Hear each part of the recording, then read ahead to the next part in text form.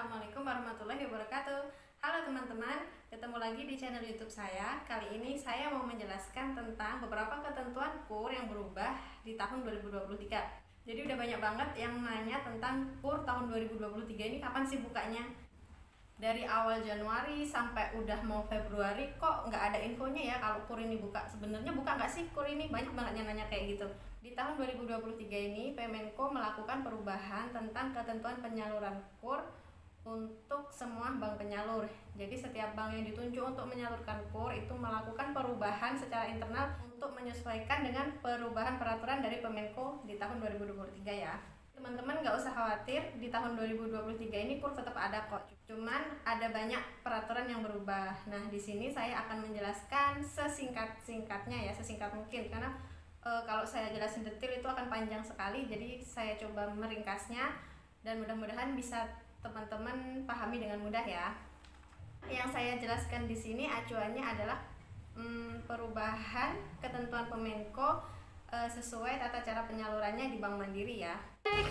Namun sebelum lanjut, silakan kamu klik tombol subscribe dan nyalakan lonceng notifikasimu agar bersama kita terus berbagi informasi dan tips-tips menarik lainnya dari Nadlin ID. Dan klik tombol like jika kamu menyukai video ini. Terima kasih. Perubahan yang pertama yaitu ketentuan suku bunga KUR Super Mikro. Super Mikro itu untuk pengajuan 1 juta sampai dengan 10 juta. Suku bunganya dari 6% berubah menjadi 3%. Perubahan yang pertama yaitu ketentuan suku bunga untuk KUR Super Mikro sebesar 3%. Kemudian yang kedua yaitu KUR kecil. Untuk KUR kecil itu jumlah pengajuan di atas 100 juta sampai dengan 500 juta. Nah, apa aja yang berubah dengan KUR kecil ini? Jadi di tahun 2023 ini Pemenko membuat peraturan baru untuk ketentuan suku bunga KUR kecil. Kalau sebelum-sebelumnya mau minjem berapa kali juga selama lolos SIKP suku bunganya tetap sama yaitu 6%. Nah, di tahun ini itu ada suku bunga berjenjang. Jadi buat yang belum pernah ngajuin KUR kecil sama sekali alias baru pengajuan pertama nih, dia dapat bunga 6%. Kemudian misal dia tahun sebelumnya sudah pernah dan mendapatkan KUR sebanyak 1 kali, berarti kan pengajuan tahun ini dia pengajuan kedua. Nah, di pengajuan kedua ini dia akan mendapatkan bunga 7% efektif per tahun. Kemudian pengajuan ketiga 8% efektif per tahun, dan keempat bunganya sebesar 9% efektif per tahun. Nah, yang 9% ini udah kayak suku bunga promo ya kalau di Bank Mandiri, yaitu 0,76 flat per bulan. Itu kalau di tahun per tahun setara dengan 9%. Itu ya untuk KUR kecil. Jadi buat teman-teman nih yang pernah mendapatkan KUR kecil ya, yang ngajuin pinjamannya di atas 100, kemudian di tahun ini mau ngajuin KUR, dia pinjamannya yang kedua itu akan kena bunganya 7% efektif per tahun. Kemudian yang ketiga yaitu penerima KUR tidak pernah menerima kredit investasi modal kerja dengan suku bunga komersial. Nah, ini hati-hati ya. Ini pasti banyak banget nanti. Ini saya udah ngebayangin ya, karena sekarang ini kan zamannya serba online ya, pinjaman online, pinjaman di leasing, dan banyak yang lainnya itu.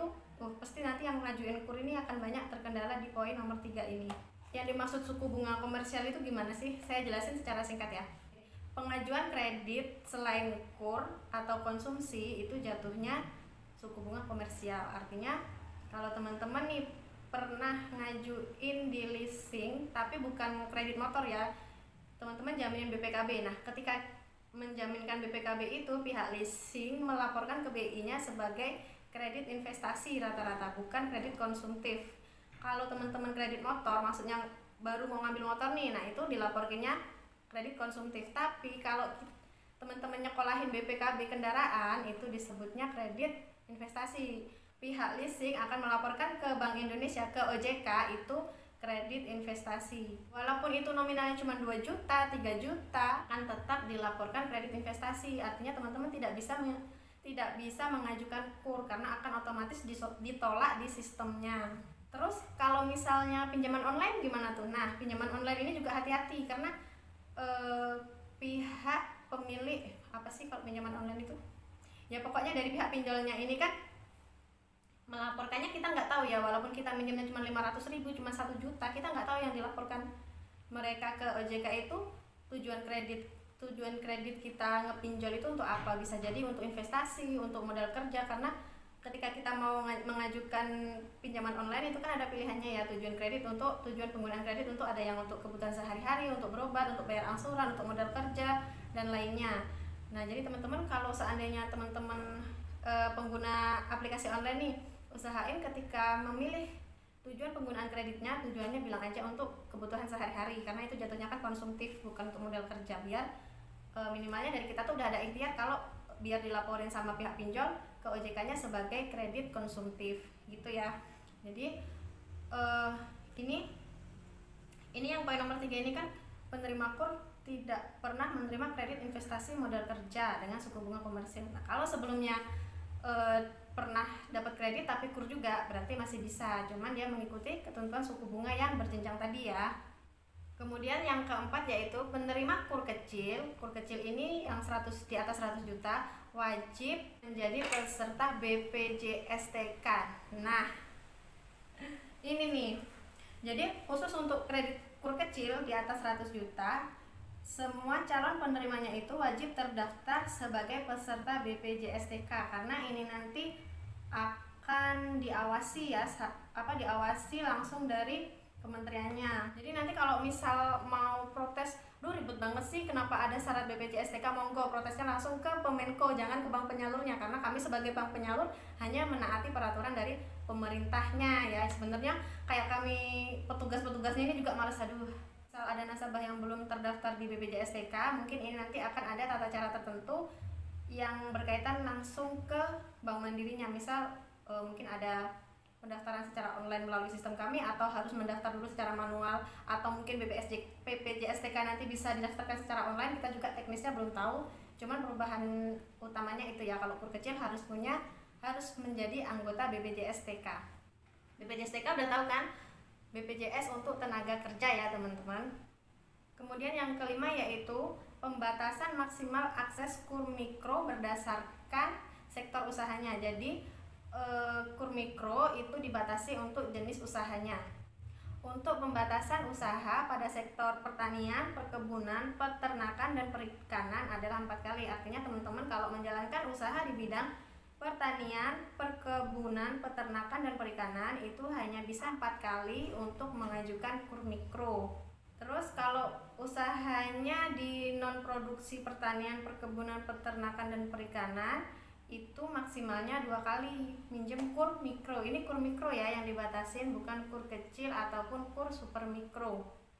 Nah, sektor non produksi pertanian, perkebunan, dan perikanan ini apa aja sih? Itu maksudnya sektor seperti perdagangan ataupun jasa ya, itu maksimalnya hanya 2 kali untuk pengambilan KUR mikro. Nah, yang keenam yaitu total maksimal limit yang bisa diambil untuk masing-masing KTP per nomor KTP. Untuk KUR kecil itu batasannya adalah 500 juta. Kemudian KUR mikro di sektor pertanian, perkebunan, peternakan, perikanan itu sebesar 400 juta. Kemudian KUR mikro non pertanian, perkebunan, peternakan, dan perikanan adalah 200 juta. Nah, sekian ya teman-teman, mudah-mudahan membantu.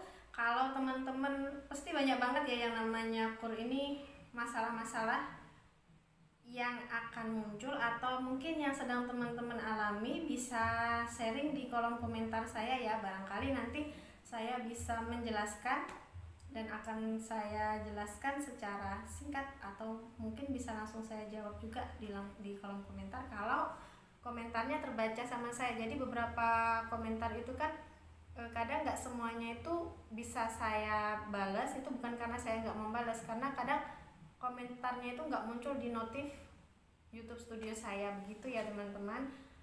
Tetap semangat, semoga usahanya teman-teman lancar dan selalu mendapat rezeki yang berlimpah. Terima kasih sudah menyaksikan video ini. Saya akhiri. Wassalamualaikum warahmatullahi wabarakatuh.